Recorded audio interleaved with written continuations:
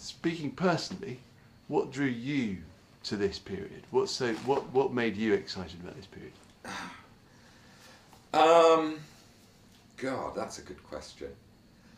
I think one of the things that first drew me to the period was simply the perverse academic interest in a period that other people seem to neglect.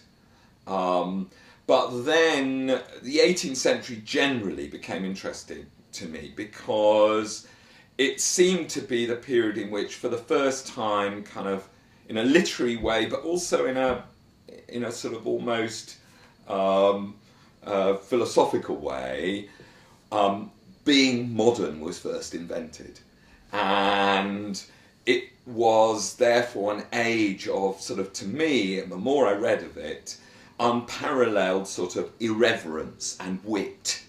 And no longer did anybody take anything for granted. And that was there in the philosophical and political debates of the time, but it pumped into the literature of the time. And I remember the first 18th century book which really did it for me was something written later than Pope and Swift, but very influenced by it. It was a novel, Tristram Shandy by Lawrence Sterne.